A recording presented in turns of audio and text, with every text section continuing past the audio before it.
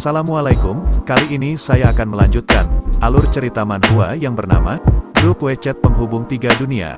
Bagi yang mau nonton, saya sarankan untuk menonton part sebelumnya, biar tahu alur ceritanya, dan biar tidak bingung dengan alur ceritanya, karena nonton dari pertengahan cerita. Dan gak usah lama-lama, mari kita mulai saja alur ceritanya, dan selamat menonton. Dokter itu yang melihat seseorang yang mengeluarkan uang 200 juta dengan begitu mudah, ia berpikir mesti latar belakang pria ini sangatlah kuat. Dokter itu kemudian berjalan pergi sambil berkata, 200 juta ini mungkin hanya cukup untuk sebulan, kemudian jangan salahkan aku jika terjadi sesuatu. Xia Liu kemudian mendekati Xilin, sambil berkata, itu uangmu, kamu tidak boleh. Xilin yang mendengar itu ia kemudian mengangkat bahunya sambil berkata, tidak apa-apa, kamu juga bukan orang lain. Xia Liu mendengar perkataan Xilin ia hanya bisa tertunduk senang. Ibu Xia Liu kemudian menghampiri mereka berdua, sambil menanyakan kepada Xia Liu, siapa pria yang ada di hadapannya ini. Xia Liu kemudian mengenalkan Xilin kepada ibunya bahwa ia adalah teman sekolahnya, dan Xilin kemudian memperkenalkan dirinya yang bernama Xilin, sambil malu-malu.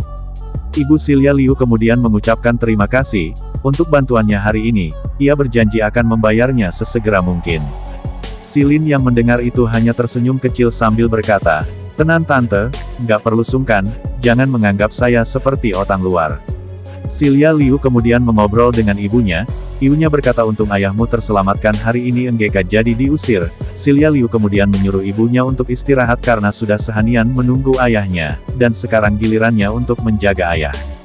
Beberapa jam kemudian, terlihat Xilin dan Xia Liu yang sudah keluar dari rumah sakit, dan berjalan pergi. Di perjalanan Xia Liu cuma terdiam, Xilin kemudian berinisiatif bertanya kepada Xia Liu. Xia Liu tidak menjawab pertanyaan Xilin, ia hanya berbalik dan kemudian memeluk Xilin, sambil mengucapkan terima kasih. Mereka berdua kemudian duduk di taman, Xia Liu kemudian menceritakan masa kecilnya, ia sudah suka main nyanyi di saat ia masih kecil, dan ayahnya selalu mendukungnya, ayah paling suka saat mendengar aku bernyanyi, dan dia selalu menyemangatiku, untuk mengikuti lomba menyanyi, namun di saat ayahku mau menghadiri lomba, ayahku mengalami kecelakaan. Sehingga membuat ayahku lumpuh, dan sebab itu juga kau tidak fokus mengikuti lomba sehingga membuatku kalah. Jadi aku ingin mendapatkan juara pertama lomba nyanyi tahun ini, untuk membahagiakan ayahku. Xilin yang mendengar curhatan Xia Liu, ia kemudian memberikan jempol sambil berkata, tenang saja, aku pasti akan membantumu hingga bisa menjadi juara satu nanti. Xia Liu yang mendengar Xilin akan membantunya, ia kemudian menatap Xilin di pipi yang memerah, ia kemudian memegang tangan Xilin, lalu mencium Xilin. Di saat momen yang krusial itu, Xilin malu melihat sesuatu yang membuatnya panik. Ia lalu memegang kepala Xia Liu dan mendorongnya ke pahanya, ia lalu menutupi wajahnya dengan tangannya yang satunya. Ternyata yang membuat Xilin panik ialah, ia melihat gerombolan si botak giant, dan anak buahnya yang menuju ke arah mereka berdua. Di saat Giant melewati Xilin, ia melirik ke arah mereka berdua, dan lanjut berjalan sambil berkata, anak-anak zaman sejarah, ia kemudian mengajak anak buahnya untuk melanjutkan perjalanannya karena masih ada tugas yang harus diselesaikan. Xilin yang melihat si botak Giant sudah lupa padanya, ia bersyukur karena tidak akan mendapat masalah baru. Namun salah satu dari anak buah Giant menghampirinya sampai pel berkata, bos dia adalah bocah yang memendang selangkanganmu. Giant yang mendengar itu sangat marah. Xilin yang melihat sebotak Giant yang mengetahuinya ia sangat takut, ia kemudian berniat mau pergi dari tempat itu, namun mereka dihentikan oleh Giant. Xilin yang sudah ketangkap basah ia kemudian menyapa Giant dengan wajah yang tak bersalah. Si botak Giant yang melihat sikap Xilin ia sangat marah, ia kemudian mengepalkan kedua tangannya, sambil berkata, hari ini anggeka kalian tidak beruntung, karena bertemu aku yang sedang kesal, dengan mengeluarkan hawa membunuhnya. Ia kemudian mendekati Xilin, lalu memegang bahu Xilin, sambil berkata sudah siap ku hajar belum, sedangkan buah Giant menyuruh untuk menghajar Xilin tanpa ampun. Giant tiba-tiba merubah raut ekspresinya saat ia melihat wajah Xilin yang jelas, ia kemudian teringat saat ia terpental jauh hingga membuat seluruh anak buahnya porak-poranda. Giant kemudian berkeringat dingin sambil ketakutan, sedangkan anak buahnya masih terus menyuruhnya untuk cepat menghajar Xilin. Xilin kemudian memegang bahu Giant, sambil berkata, Orang hebat seperti Abang Giant, dan juga mana mungkin ia mau menghajar orang, dengan sembarangan. Gian mendengar itu sangat terkejut. Si botak Giant kemudian merangkul Sealin Bambil berkata, "Haha saudara jangan terlalu memuju begitu." Di dalam hati ia berkata, bocah ini merendah hanya untuk menjaga reputasiku. Salah satu anak buah Giant, berkata, "Bos bocah ini adalah..." Sebelum menyelesaikan perkataannya dihentikan oleh Giant. Giant kemudian berpamitan pergi, karena masih ada tugas yang harus ia kerjakan. Sambil garuk-garuk kepala, Silin yang melihat itu kebingungan. Sebelum pergi Giant menanyakan tujuannya kepada anak buahnya. Anak buahnya kemudian menjawab, "Apa kau lupa bos, namanya Universitas Gangnam." Gian yang tidak tahu arah tujuannya, ia kemudian menanyakan kepada Silin. Sealin lalu menunjukkan arahnya, lalu bertanya ada perlu apa ke sana. Si botak Giant, lalu ia mengucapkan terima kasih. Ia kesana karena disuruh orang untuk memberi pelajaran kepada orang yang bernama Silin. Giant dan rombongannya pun pergi, sedangkan Silin dan Xia Liu hanya bisa diam dan sambil kebingungan, Din yang dia lihat saat ini.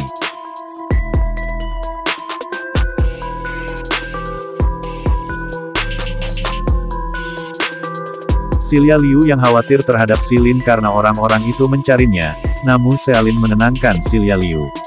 Silin kemudian mengatakan, kemungkinan orang-orang itu adalah utusan dari Tuan Muda Hu karena tidak menerima kekalahannya kemarin. Xia Liu yang mendengar itu dari Silin semakin khawatir.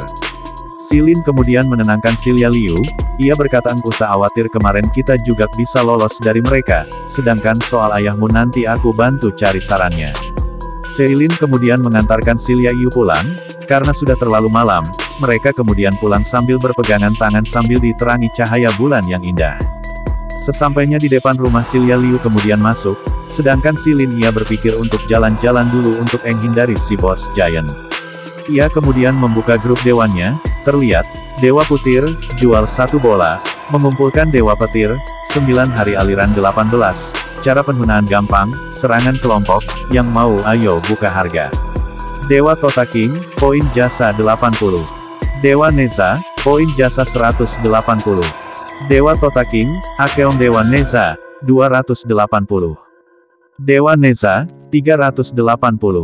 Dewa Tota King, Akeong Dewa Nezu, bodoh ya kamu, satu keluarga masih mau rebutan. Dewa Petir, hahaha kalian bikin ngakak, ayo cepat, kasih uang. Silin berpikir, mungkin sekelompok orang aneh ini, ada yang bisa menyembuhkan penyakit ayahnya Xia Liu, coba saja aku tanya. Silin kemudian mengetik, Dewa bingung, mohon jualkan pil orang lumpuh. Beberapa dewa membalas Sealin. Dewa Erlang, apa itu orang tumbuhan pelafalan sama, orang lumpuh, sama dengan orang tumbuhan apakah maksudnya tumbuhan yang sudah berlatih dan menjadi siluman? Dewi Bulan, tidak pernah dengar. Siluman babi, untuk menghadapi tumbuhan, silahkan cari profesional pemotong tumbuhan @Kevin Wu. Kevin Wu, Keong Dewa bingung, ayo bilang mau potong siapa, potong dulu BS Caesar. Silin yang melihat balasan dari grup ia sangat sedih, lalu menutup wajahnya dengan tangan karena jawaban yang diberikan tidak sesuai yang dia inginkan. Namun tiba-tiba HP Seakin berbunyi, ternyata yang menghubungi Silin adakah Dewi Kelinci. Dewi Kelinci kemudian menyapa Silin, lalu berkata kamu mau beli pil, di tempatku semua jenis pi ada loh. Silin yang mendengar itu seperti mendapat pencerahan, ia dengan semangat menanyakan, apakah ada pil buat orang lumpuh? Spontan Dewi Kelinci yang mendengar itu menjawab tidak. Silin yang mendengar itu bagaikan orang yang dipanah namun tidak ada luka di tubuhnya.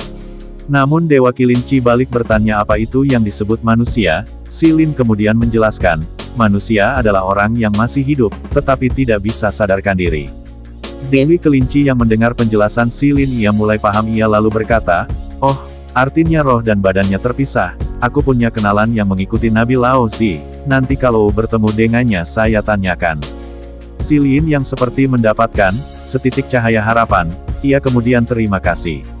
Silin kemudian menanyakan apakah kamu mempunyai pil yang bisa meningkatkan kebugaran fisik gak, dalam waktu singkat. Silin menanyakan itu bukan tanpa alasan, karena untuk berjaga-jaga jika bertemu si botak Giant, ia bisa membela dirinya. Dewi Kelinci menjawab, saya hanyalah seekor hewan, namun teman saya mungkin ada barang seperti itu, namun teman saya adalah peracik pil level dasar, mungkin kalau pil yang dibuatnya kalau diminum oleh manusia mungkin masih mempan, tapi kalau diminum dewa nggak ada gunalah. Silin yang mendenar itu sangat senang, ia kemudian menyuruh Dewi Kelinci mengirimkannya kepada Na, karena memang yang membutuhkannya adalah manusia. Dewi Kelinci kemudian mengirimkan 1 butir pil level dasar, Dewi Kelinci kemudian memberikan harga 10 poin jasa. Silin yang mendengar itu kemudian memalingkan wajah ia sambil bilang, tidak ada. Dewi Kelinci kemudian menurunkan harganya 5 poin jasa, namun Silin tetap menjawab tidak ada. Dewi Kelinci yang merasa dibohongi kemudian menangis. Silin yang merasa tidak enak, ia kemudian melihat, anjing yang sedang mencari makanan di tong sampah. Anjing itu mendapatkan wortel. Silin yang melihat itu kemudian tersenyum. Ia kemudian bertanya kepada Dewi Kelinci, bagaimana kalau aku ganti din sebuah wortel? Dewi Kelinci yang tak tahu wortel ia kebingungan. Dewi Kelinci yang masih kebingungan tentang benda yang bernama wortel, ia berkata, di surga kami, biasanya pil, embun dan dewa level atas biasanya masih bisa menukarkannya dengan buah peach. Aku pernah denan, tapi kalau barang wortel aku belum pernah dengar. Si Liu yang mendengar bahwa Dewi Kelinci tidak pernah mendengar ia mempunyai niat jahat, ia kemudian menjelaskan, wortel itu adalah barang bagus, yang sebanding dengan buah peach, dijamin setelah kamu makan kamu akan menyukainya.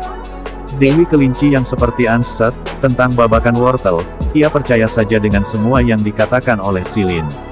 Silin lalu bertanya, bagaimana caranya, mengirim ke kamu? Dewi Kelinci menjawab, diskan saja Mr. Kimimko. Silin yang sudah mendapatkan jawaban, ia kemudian melancarkan mesinnya untuk merewut wortel dari anjing itu. Sedangkan di sisi anjing ia memiliki firasat buruk, ia kemudian menatap ke arah Silin. Silin mulai mendekati anjing itu, ia mulai duduk di dekat anjing itu, dan ia mulai perlahan mendekatinya. Saat sudah sampai di jangkauan Silin, perkelahian Silin vs anjing untuk memperebutkan wortel pun terjadi. Silin yang berhasil mendapatkan wortel itu ia kemudian berlari untuk menghindari anjing itu, namun anjing itu tidak mau merelakan wortelnya, ia masih terus mengejar Silin. Silin yang masih dikejar anjing ia menyempatkan untuk mensin wortelnya. Saat sudah pas wortelnya di titik scan, tiba-tiba wortelnya menghilang dari tangan Silin. Dewi Kelinci yang sudah menerima wortel, ia kemudian mengucapkan terima kasih, karena sudah diberikan barang sangat berharga. Aku pasti mengingat ini kebaikan ini. Silin menjawab, iya, yang penting kamu sukakan. Dewi Kelinci bertanya, apakah Anda sedang dikejar sesuatu? Silin menjawab, tidak, aku cuma sedang jogging. Sudah ya, aku tutup. Silin yang sudah membohongi Dewi Kelinci soal wortel ia merasa bersalah. Silin yang berlari sampai di bawah pohon dan untungnya anjing itu sudah tidak mengejar Silin. Silin kemudian mengecek pil yang diberikan Dewi Kelinci tadi. Tertulis pil level dasar, adalah pil yang diracik oleh ahli peracik obat bunga Qin yang merupakan murid Nabi Lao Xi. Kualitas buruk tidak ada gunanya, bisa digunakan oleh manusia, bisa mencapai level awal dewa. Silin kemudian mengambilnya. Tiba-tiba muncul cahaya di tangan Silin, dan muncul sebuah pil yang berwarna emas. Namun tiba-tiba pil itu membesar sebesar bila. Silin yang melihat itu pun kaget, dan ngak sampai situ pil itu pun mengeluarkan bau yang sangat tidak enak. Nah, tiba-tiba ada seseorang yang memanggil Silin. Silin yang terkejut kemudian perlahan menengok ke belakang, dan ternyata yang memanggil Silin ialah Sebotak Giant, dengan ekspresi yang sangat parah. Si botak Giant merasa dibohongi oleh Silin, karena ternyata orang yang bernama Silin adalah, kamu untung saja aku pintar. Silin yang melihat gerombolan si botak Giant mulai mendekat, ia hanya berpikir, tak kusangka mereka begitu cepat menemukanku. Sedangkan si botak Giant masih terus mengoceh tentang, cepat keluar, kali ini tidak akan bisa kabur semudah yang saat di bar, karena pacar dari Tuan Gilan, telah memberitahuku fotomu, dan aku tidak akan bisa kau bohongi lagi. Sedangkan di sisi Tina dan Gilam, ia masih mengoceh tentang hasil perlombaan menyanyi. Tidak mungkin Silin menang, pasti Silin menggunakan cara curang, sehingga menyuruh kamu untuk meniru suara anjing. Silin berpikir mereka berdua lagi yang mencari masalah denganku, tidak ada pilihan lain. Silin kemudian menatap pil itu yang sebesar bola dan mengeluarkan bau yang tidak enak. Silin kemudian mulai memakan pil itu, sambil berpikir, pil apa ini susah banget ditelan, apakah pil iblis makannya susah ditelan dan ditambah bau sekali. Gilan, yang sudah tidak sabar kemudian menyuruh si botak giant untuk segera memberikan pelajaran ke Silin. Kemudian salah satu anak buah giant maju untuk menghajar Silin, di saat anak buah giant akan memukul Silin, di saat itu pula Silin sudah menelan pilnya. Dan di saat pemukul sudah dekat wajah Silin, muncul angin yang berhembus dari badan Silin, dan Silin dapat merasakan daun-daun yang mulai berjatuhan, dan suara hewan-hewan yang di sekitar Silin. Silin kemudian membuka matanya, dan terjadi ledakan yang sangat kuat sehingga membuat anak buah giant sampai terhempas menabrak pohon dengan kuat, sehingga sampai mati. Sedangkan di sisi Gilan, Tina dan Gilat semuanya kebingungan dan bertanya-tanya tentang apa yang terjadi.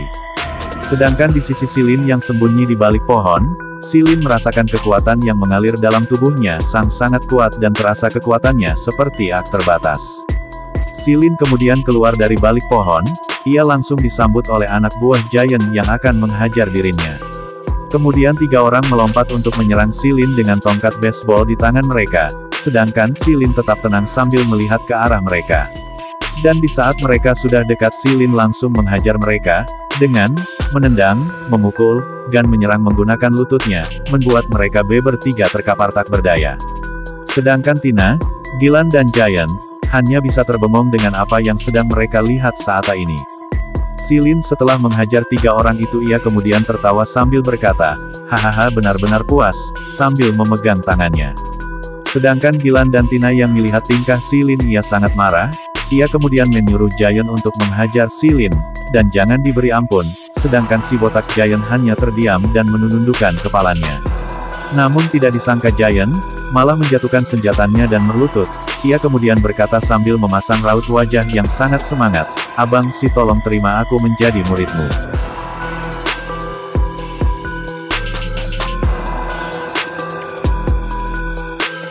Giant kemudian mengepalkan tangannya, dan memohon untuk diterima menjadi murid Silin. Tina dan Gilan yang melihat itu sangat terkejut termasuk Silin, ia berpikir, si botak Giant ini benar-benar aneh. Gilan kemudian menghemiri Gian dan memarahinya, woi si botak Giant, kau sudah bodoh ya, cepat maju dan bunuh dia. Bukannya kamu petinju paling hebat dari selatan, apa kamu sudah tidak mau jadi pengikut tuannya lagi?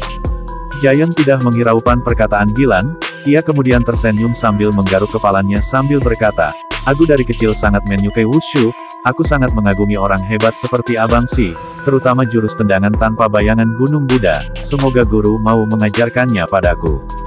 Gilan yang diabaikan sangat kesal, sedangkan Silin kebingungan tentang sesuatu yang diucapkan Gilan. Giant kemudian melirik ke atas Tina dan Gilan, ia berpikir, orang-orang ini benar-benar bodoh, apakah mereka tidak lihat tadi, anak-anak bukaku yang handal saja sudah dihajar dengan begitu mudah. Silin kemudian memanggil si botak Giant, Giant lalu melambaikan tangannya sambil berkata, guru ada perintah untukku. Silin yang melihat itu ia berpikir, sebenarnya aku tidak paham tentang situasinya, tapi jika memiliki anak buah yang seperti ini, aku sudah tidak perlu takut lagi dengan rencana mereka di belakangku. Mengenai kamu yang akan menjadi muridku itu disampingkan dulu, tadi ada yang menyuruhku untuk meniru suara anjing, sambil menunjuk Tina dan Gilan, gimana menurutmu? Giant dengan semangat menjawab, tentu saja orang yang menyuruh gurulah yang harus meniru suara anjing. Gilan dan Tina yang mendengar perkataan Gilan ia sangat terkejut. Silin kemudian menyuruh Giant, untuk membantunya untuk menyelesaikannya, Gilan dengan wajah semangat menerimanya. Gilan berbalik badan sambil mengepalkan tangannya, dengan hawa intimidasinya ia berkata, Tuan Muda Zhao Gilan, meniru suara anjing itu hal yang gampang, tidak perlu aku ajarikan.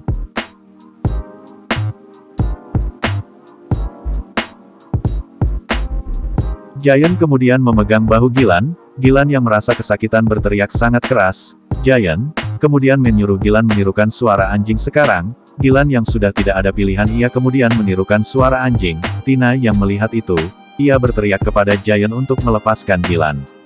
Tina yang merasa perkataannya tidak didengarkan oleh Giant, ia kemudian berteriak ke Silin, untuk menyuruh si botak Giant untuk melepaskan Gilan, dan dia masih sempat-sempatnya menghina Silin.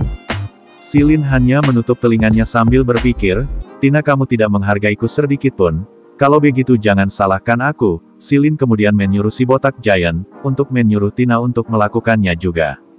Giant kemudian memegang bahu Tina, Tina kemudian menjerit kesakitan, dan pada akhirnya mereka berdua menirukan suara anjing, dan si botak giant sebagai pengawasnya. Kedua orang itu kemudian memohon ampun kepada Silin dengan sebutan Abang Si. Silin kemudian menyuruh Giant untuk melepaskannya. Silin kemudian mendekati Gilan. Gilan yang ketakutan ia kemudian menunjuk Tina. Ia berkata ini semua salahnya Abang Si, dan perintah dari Tuan Muda Hu. Benar bukan maunya kami untuk melakukan ini. Silin kemudian menatap Gilin dengan tajam. Ia berkata, beritahu William Hu, jangan melakukan hal-hal yang tidak melambangkan seperti cowok, pergi sana. Gilan mengiyakannya, lalu pergi bersama Tina. Si botak giant kemudian mendekati Silin. Silin berkata kenapa kamu tidak ikut pergi? Si botak giant tersenyum sambil berkata guru, kapan mau mengajari tendangan tanpa bayangan Gunung Buddha? Silin kemudian berpikir, dan sebotak giant berkata, ajari saja guru nanti aku berlatih sendiri. Silin kemudian mengatakan kamu harus 100 kali push up, 100 kali sit up, 100 kali squat setiap hari, dan lari 10 km, setelah kamu bisa melakukannya baru cari aku lagi. Si botak giant yang sudah paham ia kemudian berpamitan pergi untuk mulai melakukannya. Silin kemudian meregangkan badannya dan berniat untuk mengucapkan terima kasih kepada Dewi Kelinci. Namun karena sudah malam ia mau pulang ke asrama dulu.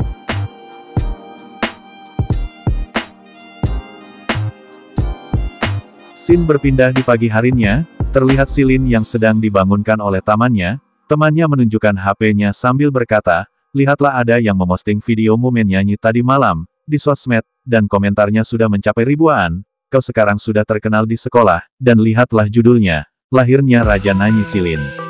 Silin kemudian membuka HP-nya, ia kemudian tersenyum kecil. Teman Silin juga mengatakan, dan ada juga yang mencaci maki, William Hu, Gilan dan Tina Wang. Tiba-tiba ada pesan masuk, pesan itu berasal dari Silya Liu, ia mengundang Silin untuk makan malam bersama orang tuanya, kamu ada waktu nggak? Silin yang mendengar itu sangat senang, ia kemudian membalas, ada waktu, ibu mertua masa depan mengundang, menantu, pasti akan hadir tepat waktu. Silya Liu membalas, jam 7 nanti aku tunggu, di depan gerbang sekolah, kita pulang bareng. Silin kemudian berbaris sambil senyum sendiri, ia berpikir, beberapa hari ini yang terjadi seperti mimpi indah. Scene beralih diperlihatkan Silin dan Silya Liu yang sudah sampai di rumah Silya Liu. Silin kemudian disambut oleh ibu Silya Liu. Ibu Silya Liu kemudian menyuruh Silin masuk, dan duduk dulu ia masih mau menyelesaikan memasaknya dulu. Silin yang ditinggal berdua ia kemudian bertanya kepada Silya Liu, jika kamu dan ibumu di sini, jadi yang nungguin ayahmu siapa? Silya Liu kemudian menjawab, ibuku menyuruh adikku untuk menunggu ayah sebentar di rumah sakit. Silin kemudian melihat foto keluarga Silya Liu. Ibu Silya Liu keluar dari dapur dengan membawakan makanan, mereka kemudian duduk dan bersiap mau makan. Silin yang melihat makanan yang sangat banyak di meja, ia kemudian berkata, tante makanan ini bukankah terlalu mewah? Ibu Silya Liu lalu menjawab, enggak Silin ini ucapan terima kasih karena telah menolong kami saat di rumah sakit, sebenarnya kami mau menraktirmu di restoran, tapi karena keadaan keluarga jadi. Silin makan sambil berkata, kalau di restoran mana bisa makan seenak ini? Ibu Silya Liu kemudian tersenyum sambil berkata, ya sudah yang penting kamu suka. Silya Liu yang melihat Silin makan, ia tersenyum sambil berkata, makannya pelan-pelan gak bakal ada yang rebut kok.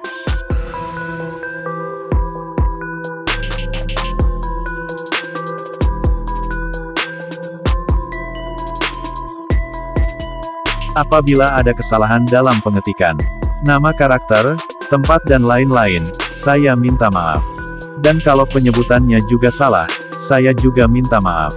Dan sampai jumpa di video selanjutnya, bye-bye, dadah.